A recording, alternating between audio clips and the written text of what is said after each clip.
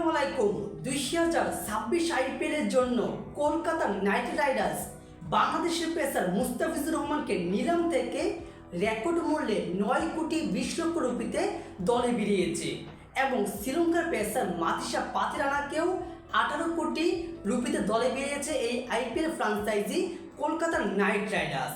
এবার কথা হচ্ছে সোশ্যাল মিডিয়ায় এবং কি অনেকেই বলছে এবং অনেকের মাঝে কনফিউজ রয়েছে যে যেখানে যে স্কোয়াডে যে দলে যে ফ্রাঞ্চাইজিতে মাতিসা পাতিরানা রয়েছে শ্রীলঙ্কার পেসার, সেখানে নাকি আমাদের মুস্তাফিজুর রহমানকে সুযোগই দেওয়া হবে না বাংলাদেশের যিনি পেসার, এবং কি মুস্তাফিজুর রহমানকে দলে নিয়েছে শুধুমাত্র কলকাতার ফ্যান বেস বাড়ানোর জন্য।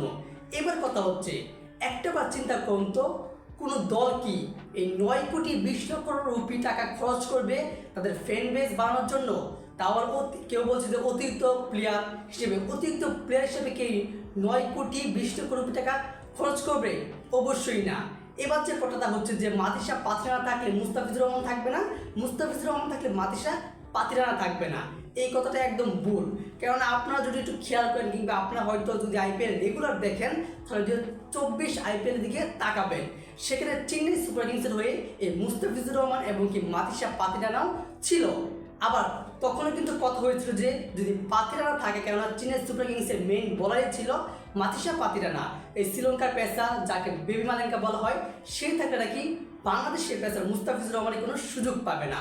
অথচ আপনারা খেয়াল করেন কিংবা দেখেছেন এরপর মহেন্দ্র সিং ধোনির অধীনে কিন্তু এই দুই ক্রিকেটারই দুই পেস বোলারই মাতিসা পাতিরানা এবং মুস্তাফিজুর রহমান দুর্দান্ত জুটি গড়েছে এবং তাদের জুটিতে কিন্তু দুর্দান্তভাবে একদম সুন্দরভাবে চেন্নাই সুপার কিংসের সাফল্যের পথে হেঁটেছে।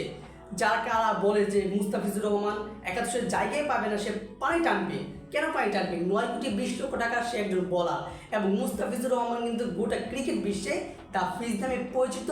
তার স্লো কাটার রয়েছে, সে স্লো কাটারের জন্য মাস্টার, এবং সে ডেড ওভার রেকিং আর ডট বলের জন্য গোটা ক্রিকেট বিশ্বে তার পরিচিত রয়েছে।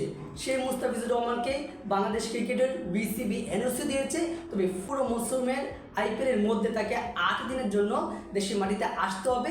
8 দিন পরে আবার সে আইপিএল খেলবে। এবার হয়তো আপনারা বুঝতে পারছেন 2024 আইপিএলে চেন্নাই সুপার কিংসের হয়ে যেহেতু এই দুই পেসার ফিজ পাতিরানা জুটি বেঁধেছে, আবার 2026 আইপিএলে কলকাতা নাইট রাইডার্সে কিন্তু এই দুই পেসারই জুটি বাঁধবে এবং যে দুর্দান্ত পারফরমেন্স করবে এই মুহূর্তে এবার যে প্লেয়ারটা খারাপ খেলবে তাকে বসিয়ে রাখবে। কিন্তু যদি দুইও ক্রিকেটারই পারফরমেন্স করে তাহলে কিন্তু দুইও পেসারকেই প্রত্যেকটা ম্যাচ খেলানো হবে এবং কি যেটা কলকাতার জন্য দুর্দান্ত হয়ে থাকে।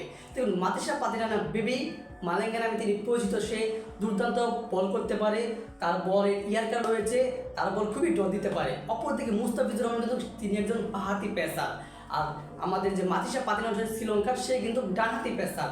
তাদের পার্থক্য কিন্তু অনেক রয়েছে। তবে আমি জানি এবং আমি আশা করি এবং সকলেই জানি যে 2026 আইপিএলে এই দুই ক্রিকেটারই কলকাতা নাইট রাইডার্সের সেরা একাদশের সুযোগ পাবে এবং দুর্দান্ত পারফরমেন্স করবে। দর্শক, এই বিষয়ে আপনার কি মনে হয় 2026 আইপিএলে কলকাতা নাইট রাইডার্সে এই দুই পেসার কি একসাথে খেলবে নাকি খেলবে না? অবশ্যই জানিয়ে দেবেন ভিডিওর কমেন্ট বক্সে, আর ভিডিওটি লাইক দিয়ে চ্যানেল সাবস্ক্রাইব করে আমাদের পাশেই থাকবেন। ধন্যবাদ।